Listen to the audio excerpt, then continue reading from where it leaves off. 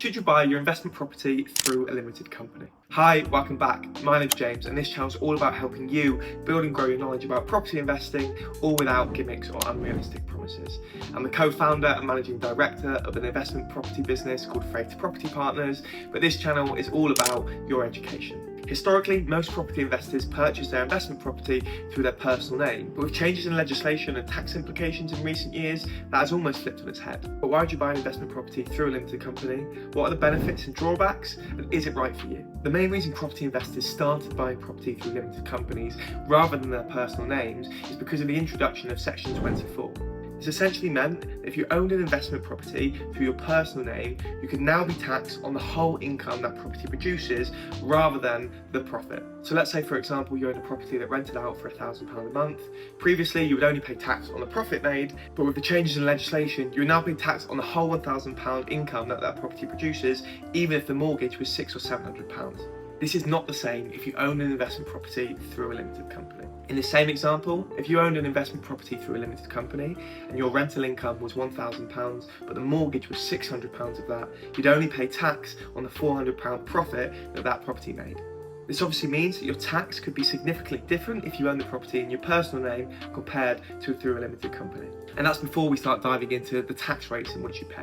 Having said that, when you take money out of that limited company, whether it's through a salary or dividends, you're still going to have to pay tax on that money. So it might not be right for everyone. It's essentially a structural decision that has to suit your personal circumstances. Now let's look at corporation tax versus income tax. Assuming that your limited company makes less than £50,000 profit a year, your corporation tax will be at 19%. This is obviously going to be different than if you own property in your personal name, where income tax could be 25, 40 or even 45%. Considering that most property investors already have relatively well-paid jobs, if you have a property that's earning you £12,000 in total as an income, that could be taxed at 40 or 45%. This means that for almost every high-income property investor, it almost always makes sense to purchase through a limited company. If you're a lower rate taxpayer though, it might not make quite as much sense to buy through a limited company unless you're planning on growing the portfolio to at least 4 properties. This is because setting up and managing a limited company comes with its own costs. So if you're only ever planning on buying one property and you're not a high tax earner, it might actually make sense for you to still buy in your personal name. One thing a lot of my clients ask when they're looking at buying through a limited company or their personal name is the difference with stamp duty. And to be honest, there is not much difference unless you're a first-time buyer, first-time landlord, and you want to purchase in your personal name. If you're buying in your personal name and you already own your own home, you're going to pay the same stamp duty that you would pay through a limited company. So it's not much different from that perspective. But if you are a first-time buyer or you want to invest in property before you buy your home and you want to retain your first-time buyer allowance, you can do that by buying a property through a limited company and keeping your own first-time buyer allowance. I see this a lot of the time when property investors based in the southeast want to buy their first investment property before buying their first home because of affordability reasons. It often makes sense for these people to buy the property through a limited company and pay that additional surcharge because when they buy the first home, it's going to cost significantly more than the investment property they're purchasing. But if you're based in the north and you're not planning on buying your own home anytime soon or at a property that's more valuable, then you might just want to put it through your personal name. The final tax consideration you should be considering as a property investor is inheritance tax. You may only have young children right now, or you might not even have kids at this stage, but it's always something to be aware of if you ever plan on passing this down in the future. If you own a property or several properties in your personal name and you pass away and pass it on to your children, property goes through probate and is then taxed at 40% above your personal allowance. Owning the property through a limited company is not the same. There's structural things you can do with the company, with shares, as well as trust formats that means you can pass the properties on with paying a limited amount of tax. You should always be careful when looking at this type of thing though. Speak to a solicitor, speak to an accountant that specialises in this and set it up in the right way for you and how you want to do it with your family.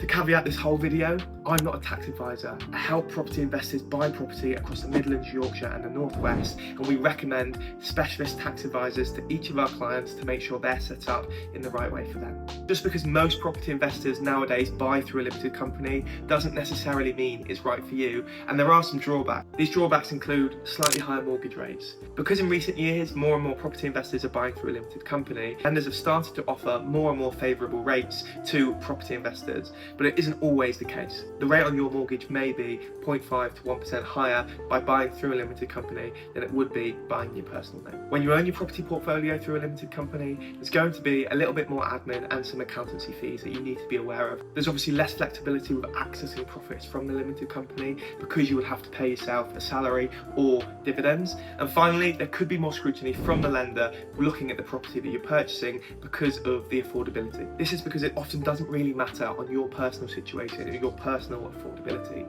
It's stress tests based on the rental income and a stress test against changing interest rates. If you've done your due diligence and the property stacks up from a cash flow perspective, you should be all good. So who should consider buying an investment property through a limited company? If you're a high tax earner, it's definitely a consideration you should be looking at. If you plan to scale the property portfolio to 4 properties or more, if your property investment is for generational wealth and you plan on passing this down to children in the future, and finally, if you're not looking to access this cash quickly, you're playing the long game, most of the time it makes sense to buy through a limited company. Although most of our property investors do buy through a limited company, remember, it's not a one-size-fits-all answer. Speak to a property tax specialist, and if you don't have one, comment tax in the comments and I can put you in touch with a specialist that we can recommend. But that is everything for this video. I hope it's been interesting, and I'll see you soon.